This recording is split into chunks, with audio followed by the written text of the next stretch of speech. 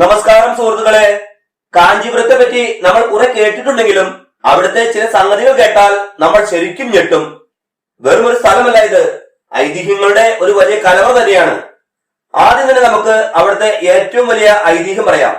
നമ്മൾ നേരത്തെ പറഞ്ഞ ഏകാംബേശ്വര ക്ഷേത്രം. അവിടെ ഒരു മാവുണ്ട്. അതിന് പിന്നിൽ ഒരു കഥയുണ്ട് സുഹൃത്തുക്കളെ. പണ്ട് പാർവതി ദേവി ശിവനെ തപസ് ചെയ്തത് ഈ മാവിൻ ചുവട്ടിൽ വെച്ചെന്നാണ് വിശ്വാസം. തപസ് പരീക്ഷിക്കാൻ ശിവൻ ഗംഗാദേവിയെ ഒഴുക്കി വിട്ടപ്പോൾ ദേവി ആ മണൽ കൊണ്ട് ഒരു ശിവലിംഗം ഉണ്ടാക്കി കെട്ടിപ്പിടിച്ച് സംരക്ഷിച്ചു. ആ സ്നേഹത്തിൽ മനസ്സലിഞ്ഞാണ് ശിവൻ ദേവിക്ക് മുന്നിൽ പ്രത്യക്ഷപ്പെട്ടത്. ഇന്നും ആ അമ്പലത്തിലെ മാവിൽ 4 തരം മാങ്ങകളാണ് ഉണ്ടാകുന്നത്. അതും 4 വേദങ്ങളെ സൂചിപ്പിക്കുന്നു. സംഗതി ആലോചിക്കുമ്പോൾ തന്നെ ഒരു അത്ഭുതമല്ലേ. പിന്നെ അവിടുത്തെ മറ്റൊരു കിടിലം ഐറ്റമുണ്ട്, വരദരാജ പെരുമാൾ ക്ഷേത്രം. അവിടെ ഒരു സ്വർണപ്പല്ലിയും വെള്ളിപ്പല്ലിയും ഉണ്ട്. പണ്ട് 2 ശിഷ്യന്മാർക്ക് ശാപം കിട്ടി പല്ലികളായി പോയതാണെന്നും പിന്നീട് മോശം കിട്ടിയെന്നുമാണ് കഥ. ആ പല്ലികളെ തൊട്ടു തൊഴുതാൽ നമ്മുടെ സകല ദോഷങ്ങളും മാറുമെന്നാണ് വിശ്വാസം. അതുകൊണ്ട് തന്നെ അവിടെ ചെന്നാൽ ഈ പല്ലികളെ കാണാൻ വലിയ തിരക്കായിരിക്കും. ഇനി നമുക്ക് നമ്മുടെ കാഞ്ചീപുരം പട്ടുസാരിയുടെ അടുത്തേക്ക് വരാം. സുഹൃത്തുക്കളെ, ഇതിനുമുണ്ടൊരു കഥ.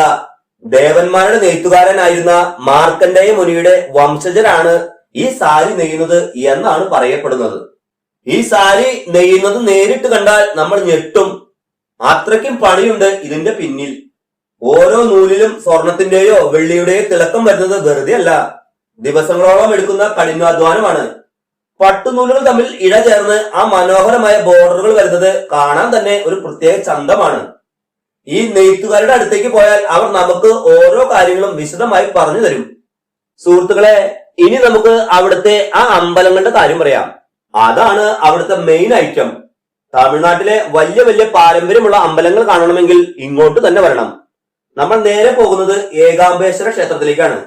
സുഹൃത്തുക്കളെ, അവിടെ ചെന്നാൽ നമ്മൾ അന്തം വിട്ടു പോകും. അവിടുത്തെ ഗോപുരവും ഒക്കെ വാനോളം ഉയർന്നു നിൽക്കുകയാണ്.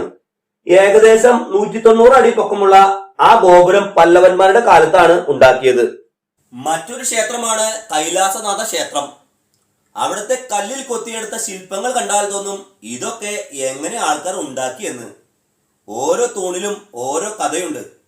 ഫോട്ടോ എടുക്കാനൊക്കെ പറ്റിയ നല്ലൊരു സെറ്റപ്പ് സ്ഥലമാണത്.